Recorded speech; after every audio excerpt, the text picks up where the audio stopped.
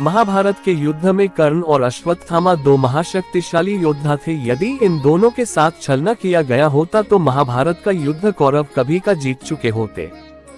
कहते हैं कि यदि अश्वत्थामा को पहले ही दिन से सेनापति बना दिया जाता तो 3 दिन में युद्ध समाप्त हो जाता।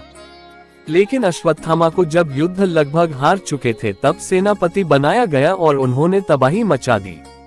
इसी तरह यदि कर्ण के साथ छल नहीं किया गया होता तो भी युद्ध का रुख कुछ और होता। 1. कवच और कुंडल। भगवान कृष्ण और अर्जुन के पिता देवराज इंद्र यह भली भांति जानते थे कि जब तक कर्ण के पास उसका कवच और कुंडल है तब तक उसे कोई नहीं मार सकता। तब श्री कृष्ण की युक्ति अनुसार देवराज इंद्र ने ब्राह्मण बन दानवीर कर्ण से दान में कवच और कुंडल मांग लिए। लेकिन कुछ मील जाकर इंद्र का रथ भूमि में धंस गया। तभी आकाशवाणी हुई, देवराज इंद्र, तुमने अपने पुत्र अर्जुन की जान बचाने के लिए छलपूर्वक कर्ण की जान खतरे में डाल दी है। अब यह रथ यहीं धंसा रहेगा और तू भी यहीं धंस जाएगा। तब इंद्र ने आकाशवाणी से पूछा, इससे बचने का उपाय क्या है? तब आकाशवाणी ने कहा, अब तुम्हें दान दी गई वस्तु के बदले में बराबरी की कोई वस्तु देना होगी। तब इंद्र वे फिर से कर्ण के पास गए और उन्होंने कवच और कुंडल वापस देने का कहा, लेकिन कर्ण ने लेने से इनकार कर दिया। तब इंद्र ने उन्हें अपना अमोघ अस्त्र देकर कहा कि यह तुम जिस पर भी चलाओगे वह मृत्यु को प्राप्त होगा, लेकिन तुम इसका इस्तेमाल एक बार ही कर सकते हो। 2. मोघ अस्त्र। युद्ध में जब घटोत्कच ने कौरवों की सेना को कुचलना शुरू किया तो दुर्योधन घबरा गया और ऐसे में उसे समझ नहीं आ रहा था कि क्या करे। तब कृष्ण ने कर्ण से कहा कि आपके पास तो अमोघ अस्त्र है जिसके प्रयोग से कोई बच नहीं सकता, तो आप उसे क्यों नहीं चलाते? कर्ण कहने लगा, नहीं, ये अस्त्र तो मैंने अर्जुन के लिए बचा कर रखा है। तब श्री कृष्ण कहते हैं कि अर्जुन पर तो तुम तब चलाओगे जब ये कौरव सेना बचेगी, ये दुर्योधन बचेगा।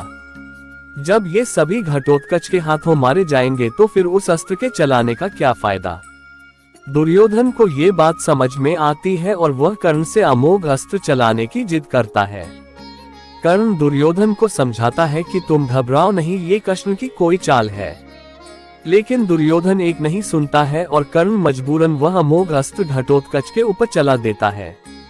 इस तरह भगवान श्री कृष्ण अर्जुन को बचा लेते हैं। कर्ण फिर भी था शक्तिशाली और तब लिया कठिन निर्णय।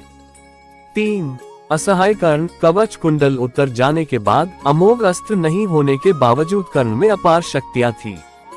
युद्ध के 17वें दिन शल्य को कर्ण का सारथी बनाया गया। इस दिन कर्ण भीम और युधिष्ठिर को हराकर कुंती को दिए वचन को स्मरण कर उनके प्राण नहीं लेता है।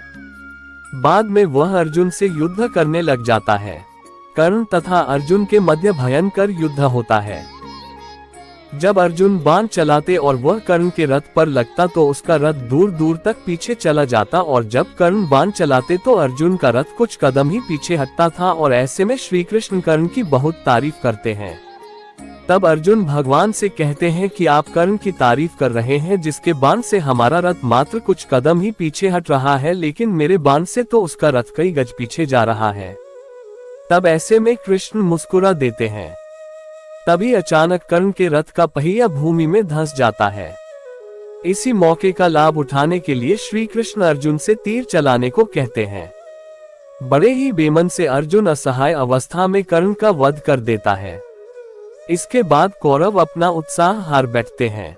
उनका मनोबल टूट जाता है। फिर शल्य प्रधान सेनापति बनाए जाते हैं, परंतु उनको भी युधिष्ठिर दिन के अंत में मार देते हैं। 4. हनुमान जी कृपा से बचे अर्जुन। कुरुक्षेत्र के युद्ध के अंतिम दिन कृष्ण ने अर्जुन से पहले रथ से उतरने को कहा, उसके बाद कृष्ण रथ से उतरे। कृष्ण ने हनुमान जी का धन्यवाद किया कि उन्होंने उनकी रक्षा की। लेकिन जैसे ही हनुमान जी अर्जुन के रथ से उतर कर गए वैसे ही रथ में आग लग गई। यह देखकर अर्जुन हैरान रह गए। कृष्ण ने उन्हें बताया कि कैसे हनुमान जी उनकी दिव्य अस्त्रों से रक्षा कर रहे थे। यदि हनुमान जी रथ पर विराजमान नहीं होते हो तुम और मैं कर्ण के बाण से इस रथ सहित कभी के आसमान में उड़ गए होते।